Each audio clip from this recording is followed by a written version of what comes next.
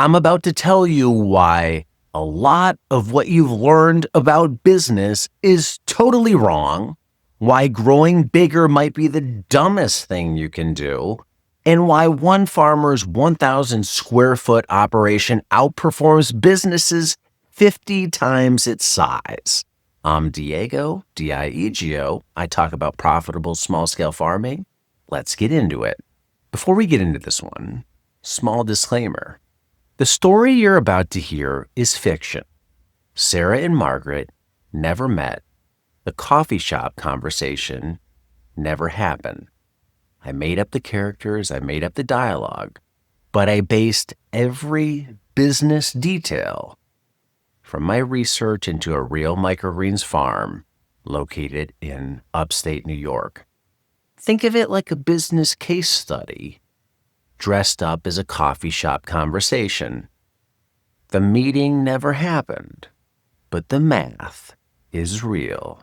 Let's get into it. Sarah Chen had built 3 failed startups by age 32.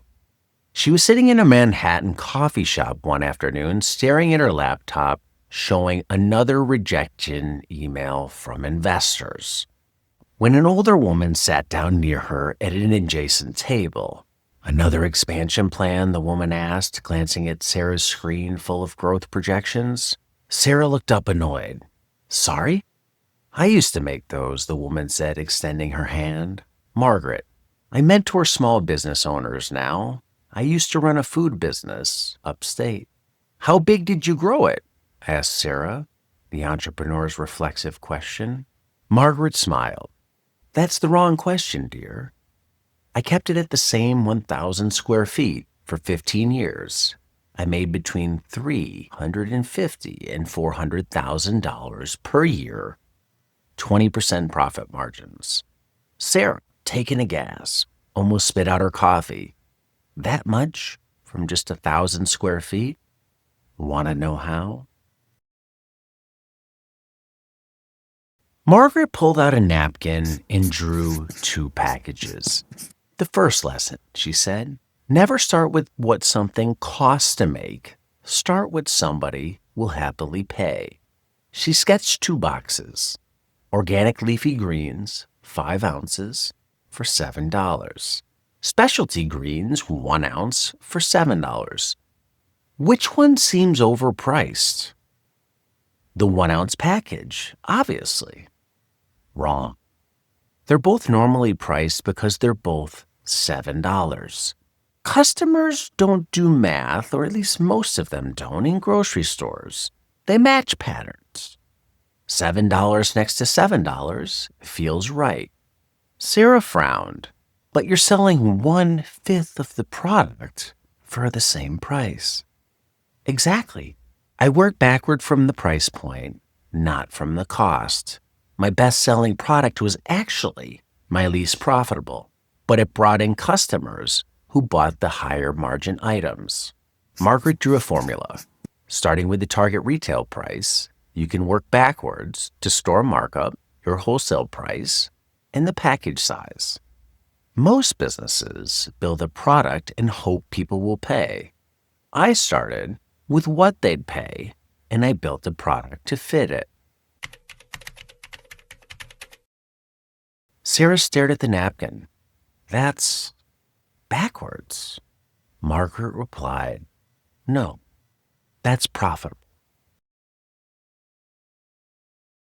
"Let me tell you about my biggest mistake," Margaret continued. "I spent 2 years chasing restaurant sales. You know what percentage of my revenue they represented? 30%? No, 10 to 15%. You know what I ignored while chasing them? Grocery stores. Leafy greens represented 40% of product sales. 40%, Sarah." She drew a pie chart. Everyone wants the sexy clients. Restaurants, specialty shops, farmers markets. But the boring grocery stores, they ordered the same amount every single week. Some of mine ordered for 7 years straight. Sarah pulled up her phone. 40%? Really? When it all hit the fan back in 2020 and restaurants closed overnight, My business barely noticed because I'd built everything around the stable 40%, not the volatile 10 to 15. So you're saying stop chasing shiny objects. Find the boring, predictable, massive segment that everyone else ignores. That's where the money is. Margaret's phone buzzed. She glanced at it. Speaking of which, that's a standing Monday order from a store that's been buying for 6 straight years. Same order every week. Want to know the stupidest business decision that I've made? Margaret asked. I rejected every harvesting machine on the market. Sarah laughed. That doesn't sound stupid. Well, get a load of this, Margaret replied. 40 hours of manual labor every week, 400 trays, 6 minutes per tray, all by hand with ceramic knives. That's insane. Margaret pulled out a photo on her phone. Pristine microgreens and clear packages. See the date? That's 16 days old. And it's still perfect. She swiped another photo showing a competitor's product. This was harvested on a machine 5 days ago. See the wilted edges, the dark spots? Okay, but that's 40 hours of labor. Yeah, it was my biggest cost and also my biggest asset. When my greens lasted 16 days and theirs lasted a week, who do you think the stores reordered from? Then Margaret leaned forward and said, machines create debris, cut little pieces, add dead material. They don't make clean cuts. It all accelerates decay. Every handful we harvest by hand, we inspect. Anything imperfect gets pulled out. But the cost, Sarah blurted out. The cost created a moat. You know what Warren Buffett says about competitive advantage? The best ones are the ones that seem economically irrational. My competitors thought I was nuts. They were right, but I was also very profitable doing it.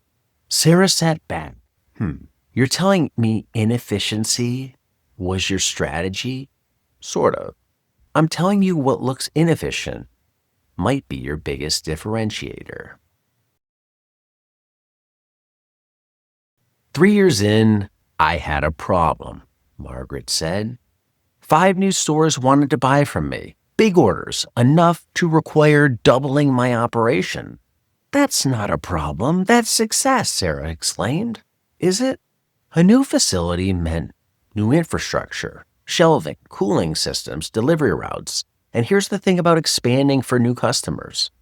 They might leave, but all that infrastructure that I bought and set up, it stays behind. She pulled out her phone and showed Sarah a simple spreadsheet.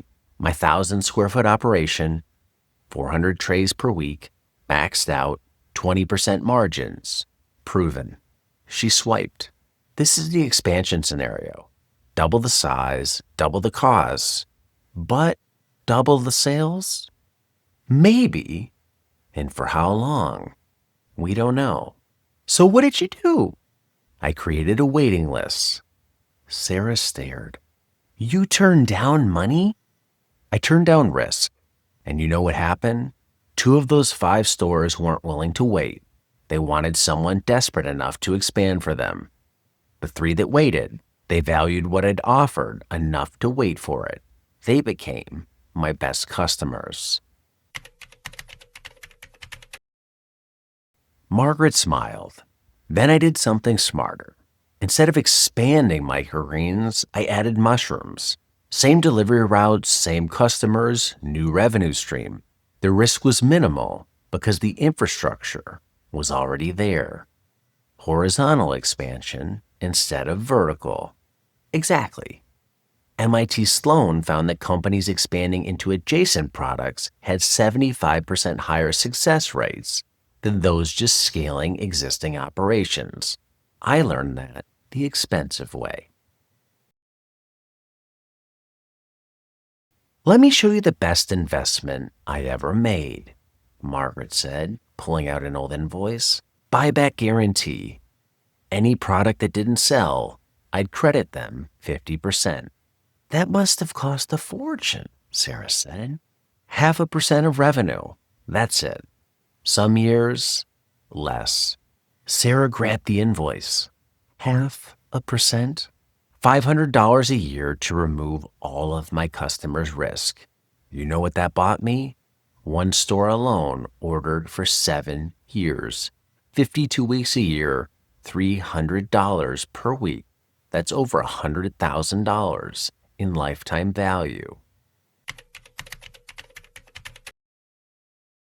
For $500 in guarantees?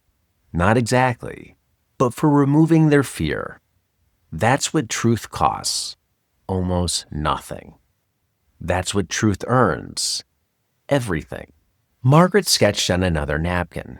Most businesses are so afraid of being taken advantage of that they create friction. Return policies with fine print, restocking fees, approval processes. But they have to, or people will abuse it. Some will. The math still works. Bain research shows that increasing retention by just 5% can increase profits by 25 to 95%. My 0.5% investment probably generated 20% more revenue through retention alone. Sarah had been taking notes furiously. How long did it take you to figure all of this out? Margaret winced. That's the painful part. I learned it all while bleeding money. I started selling before I knew what I was doing. Year 2 revenue was $230,000, but money was tight for 3 years. What should you have done? Practice for 6 months before selling anything. Just 4 trays at a time. Testing, learning, perfecting. No revenue, pure skill development. Sarah looked skeptical. 6 months with no income? No. 6 months of not losing money on mistakes. There's a difference between learning in private and failing in public. When you fail in private, it costs time. When you fail in public, it costs reputation. Think about it, Margaret continued.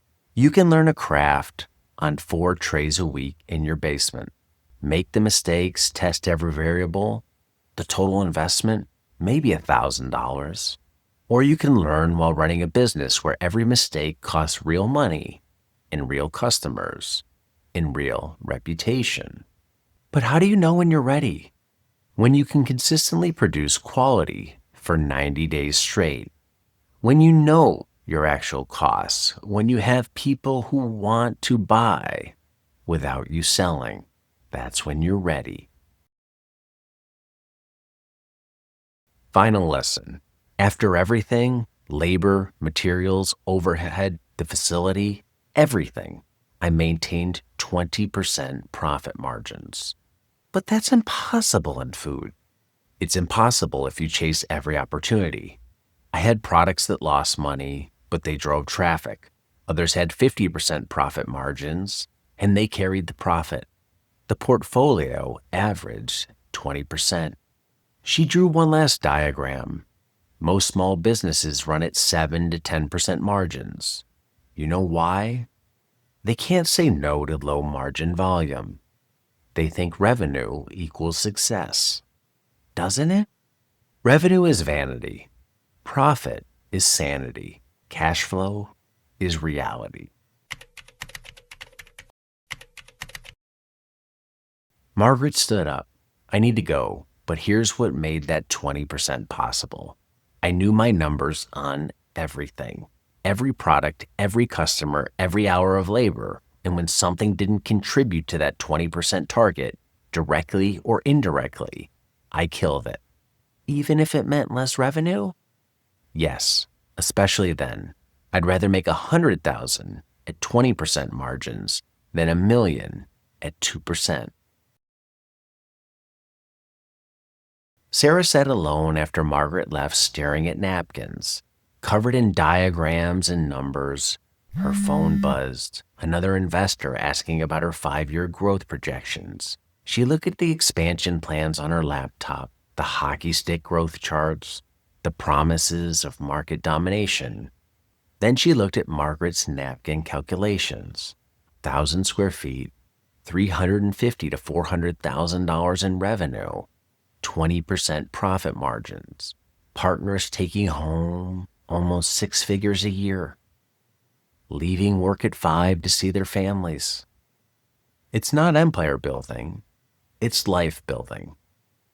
Sarah closed her laptop and opened a new document on her phone. She typed, "What if the goal isn't to grow? What if it's to be profitable at the right size?" Her phone rang. The investor. "Sarah, ready to discuss that expansion plan?" She looked at Margaret's final note on the napkin. The question isn't how big you can grow, it's what's enough. "Actually," Sarah said, "I want to talk about something different. What if we built for profitability, not scale?" The line went quiet. "Let me tell you about someone I just met," Sarah began. The Margaret story that you just heard is fictional, but her business isn't. Everything you just learned, the numbers, the strategies, the results, come from a real microgreens farm in upstate New York run by farmer Vincent Cuneo. He runs that farm on just 1,000 square feet. He really does put customers on waiting lists, and he really does harvest everything by hand.